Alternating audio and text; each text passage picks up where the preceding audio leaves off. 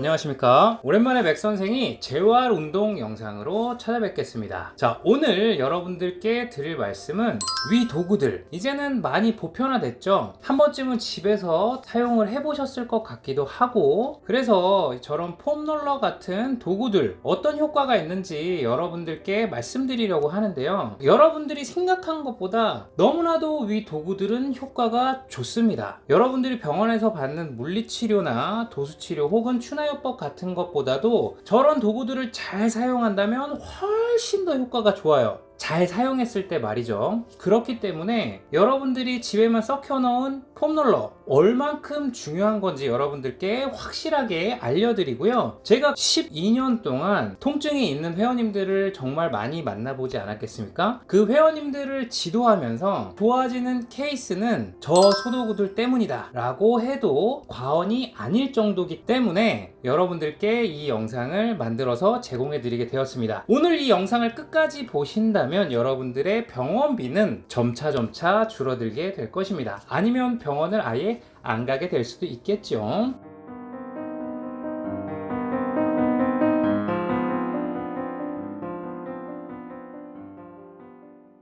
자, 오늘 컨텐츠 신빙성을 더하기 위해서 오늘 저를 처음 보신 분들도 있으니까 제 소개를 간단히 할게요. 저는 지금 강남구 개포동에서 맥트레이닝, 맥필라테스, 맥리커버리라는 센터를 8년째 운영을 하고 있고요. 수업 경력은 약 16,500타임 이상이고 회원님들은 한 500명 안팎으로 지도를 해왔어요. 그리고 트레이너 경력은 총 12년입니다. 제가 이렇게 많은 회원님들을 지도하면서 어딘가 불편한 회원님들을 눈 깜짝할 사이에 좋게 바꿔준 경우들이 상당수 많습니다. 회원님들은 좀 신기하긴 했었는데 그건 정말 마법 같은 일이 아니라 너무나도 당연한 테크닉들이었기 때문에 저는 크게 대단한 방법론이라고 생각하지는 않습니다. 많은 운동 지도자분들도 그렇게 생각을 하시겠죠. 그렇기 때문에 여러분들도 이 별거 아닌 소도구들만 잘 이용을 하신다면 여러분들 통증을 해방시킬 수 있는 겁니다.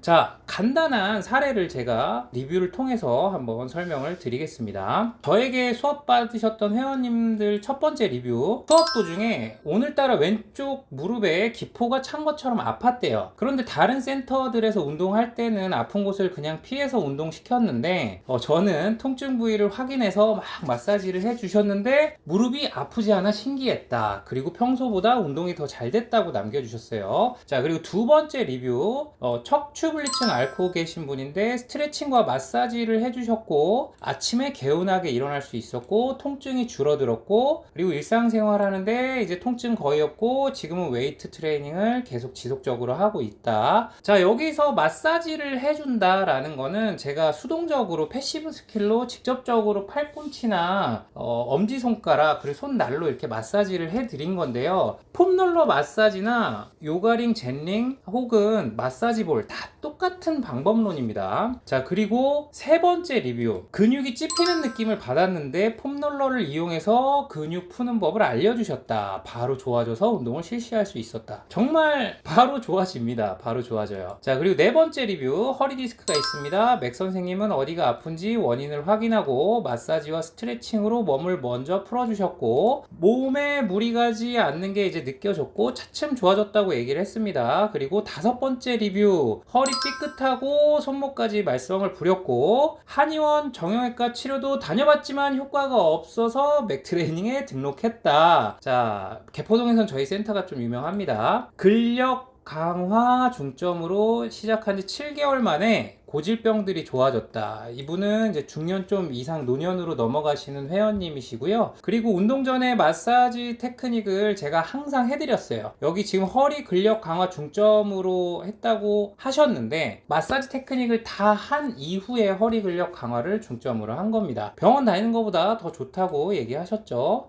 그리고 여섯 번째 리뷰, 한의원 정형외과 추나요법 물리치료 5년 받았는데 5m도 걸을 수 없게 되었고 협착수술까지 받으셨다고 되어 있습니다. 그 후 보행은 가능했는데 후유증으로 전방전이증이 더 심해지고 발가락 엉덩이 부분 무감각해져서 수술을 고려하던 중 맥 트레이닝에서 운동을 시작했고 신발을 신기도 어려웠던 발가락의 감각이 다시 살아났으며 수술을 안 해도 된다는 희망을 가지고 근육 강화 운동을 하고 있습니다. 이분은 어르신인데요. 처음에 오셨을 때 걸음도 잘 못 되시는 편이긴 했어요. 이분도 마찬가지로 항상 매 수업 시간마다 패시브 스킬로 마사지 해드리고 그 다음에 스트레칭 하면서 운동을 진행하고 있어요. 자, 이렇게 근막 이완 효과는 엄청난 것입니다. 불편한 몸을 가지신 회원님들한테 하는 것을 근막 이완술 혹은 연부 조직 가동술이라고도 합니다. 패시브 스킬로 할 때는 이 팔꿈치나 손날을 이용하거나 국소 부위는 엄지손가락으로 누르기도 합니다. 이런 마사지는 협착된 근막이라는 곳을 풀어주는 효과가 있어요. 그리고 그 협착된 곳을 풀어줌으로 인해서 몸에 틀어진 곳의 균형을 잡아줄 수 있게 되는 것이죠. 이런 근막 이완술은 제 손 말고도 자기가 직접 폼롤러 마사지나 여러 가지 소도구들을 이용을 해서 근막 이완술을 할 수가 있습니다. 여러분들의 근육은 딱 한 갈래로 딱 붙어 있는 게 아니라 여러 갈래 겹겹이 붙어 있죠. 근데 그 근육들을 나눌 수 있게 그 근육들이 하나의 포장으로 이루어져 있는데 그 쌓여 있는 그 근육을 포장하고 있는 것이 바로 근막입니다. 이 근막들이 소세지처럼요. 이렇게 다 이렇게 쌓여 있고 그리고 소세지 끝에 보면은 이 비닐 끝이 이렇게 뭉쳐 있지 않습니까? 마찬가지로 근육 끝에도 근막들이 이렇게 뭉쳐 있어요. 인체 해부도 같은 거를 보시면은 흰색 조직으로 되어 있는 근육의 끝부분을 볼 수가 있을 거예요. 빨간색인데 끝으로 갈수록 휘어지죠. 그거는 이제 근막들이 많이 모여서 그렇게 흰색 조직으로 더 두껍게 보이는 건데요. 그 흰색 조직이 끝에 가서 뼈로 붙죠. 근육과 뼈를 잇는 게 바로 건이죠.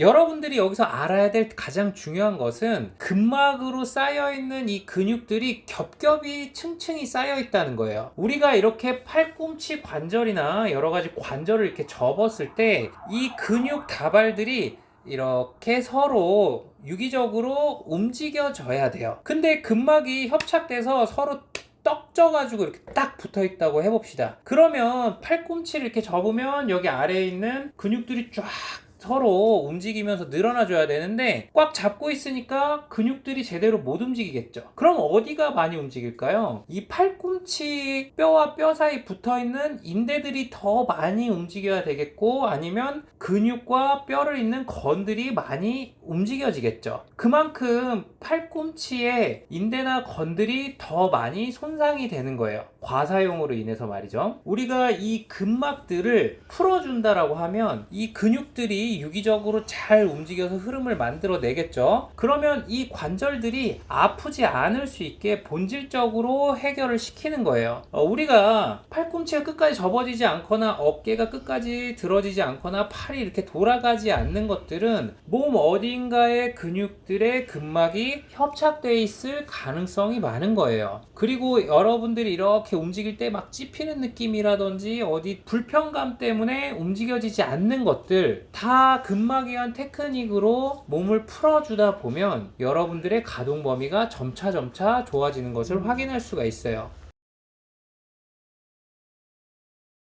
그래서 여러분들은 앞으로 폼롤러나 마사지볼 같은 근막 이완 도구들을 이용을 해서 움직임의 가동 범위를 조금씩 확장시켜 줄 겁니다. 그리고 통증감은 서서히 줄어들겠죠. 종종 TV에 운동선수들을 보면 근막 이완술을 하고 있는 모습을 보실 때가 있을 겁니다. 손흥민 선수 시합 전에 팀원들이랑 같이 폼롤러 하는 영상을 제가 본 적이 있어요. 다 그 이유가 뭐냐면 시합 때 완전한 가동 범위를 사용해서 운동 퍼포먼스를 늘리기 위함이죠. 그래서 저도 일주일에 한 번 정도는 근력 운동을 쉬어주고 전신을 폼롤러 마사지 해줍니다. 부상 예방을 위해서 말이죠.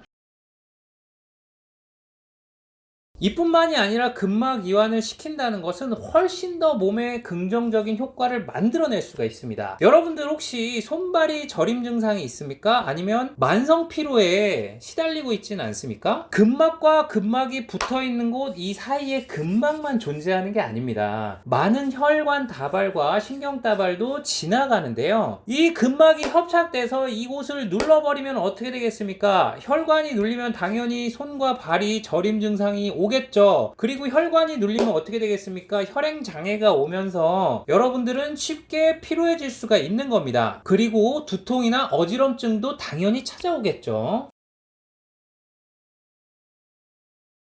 자, 이렇게 근막이완 도구를 이용을 해서 많은 부분을 개선시킬 수 있다라고 하면 여러분들 집에 있는 폼롤러를 그냥 묵혀놓을 이유가 없지 않습니까? 지금 당장 꺼내서 폼롤러 마사지 하셔야죠. 아직도 근막이완술에 대한 중요성을 깨닫지 못한 분들을 위해서 제가 마지막으로 물리치료 혹은 도수치료나 추나요법에 비해서 자가근막이완술이 왜 좋은지 말씀을 드리겠습니다. 자, 첫 번째로 내가 몸에 불편감이 생겼을 때 내가 원하는 타겟을 내 스스로 해결을 할 수 있다는 겁니다. 불편감이 생길 때 바로바로 해결해 주지 않으면 몸에 쥐나는 느낌, 굳는 느낌이 더욱더 심해질 수가 있습니다. 그런데 내가 통증을 해결할 수 있는 능력이 있으면 다음날 병원 갈 때까지 기다리는 것이 아니라 바로 해결해 주기 때문에 통증에서 금세 해결할 수도 있고 굳이 병원 스케줄에 내 몸을 맡기지 않아도 된다는 거죠. 그리고 병원에서 하는 치료들은 30분이면 30분, 50분이면 50분 제한된 시간이 있지 않습니까? 그 제한된 시간에 내가 받을 수 있는 테크닉은 한계가 있습니다. 내가 그 이상을 받아야 되는 몸임에도 불구하고 그 시간밖에 받지 못하는 경우도 있고 나는 조금만 치료를 받으면 되는데 정해진 시간 동안 과잉 치료를 받게 되는 경우도 생길 수가 있습니다. 하지만 내 몸에 맞게 자가근막 이완술을 하실 줄 아는 분이라면 내 몸에 필요한 만큼 주어진 시간에 맞춰서 자가근막 이완술을 할 수 있다는 것이 장점입니다. 자, 이제 두 번째, 여러분들이 폼롤러를 해보신 적이 있나요? 그 엎드려서 플랭크 자세로 자세를 만들려고 되게 노력을 한다는 것은 복부에 힘이 들어가고 코어에 힘이 들어가고 자세를 유지하려고 균형을 잡으려고 몸에 조절력을 사용합니다. 조절력은 필라테스 원리이기도 한데요. 이런 근막 이완 도구를 사용해서 몸을 풀어주는 것만으로도 운동에 관여된 신경들을 살려내는데 큰 효과가 있습니다. 그렇기 때문에 그냥 누워서 하는 치료들보다 훨씬 더 같은 시간 대비 내 몸에 들어오는 장점이 더 많을 수밖에 없겠죠. 자, 이제 자가근막이 좋은 세 번째 이유, 스스로 좋지 못한 곳을 체크해서 몸을 마사지하는 것, 그것은 바로 뇌를 사용한다는 것이겠죠. 뇌를 통해서 척수 그리고 신경 마지막 근육의 움직임까지 이 같은 자극을 시키는 행위는 많은 집중력을 요하고 자신의 몸에 맞는 방법론들을 찾게 만들어줍니다. 그렇다면 이렇게 뇌를 쓰는 행위들은 나이가 좀 있으신 어르신 분들에게는 치매 예방에도 당연히 효과가 만점이겠죠.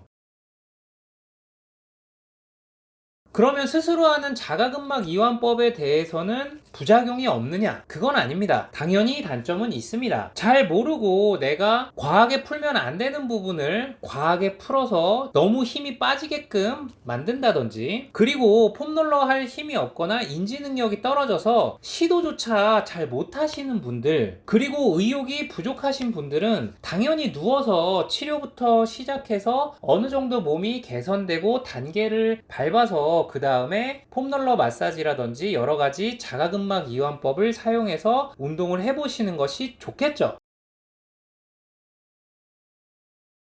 그리고 치료는 되게 낮은 단계에서부터 저항이 높은 단계까지 그 저항을 잘게 더 나눌 수가 있어요. 그래서 내가 자가근막 이완법의 운동을 할 체력이 되지 않거나 통증이 심하다 하시는 분들은 당연히 치료를 받으시는 게 마땅한 겁니다.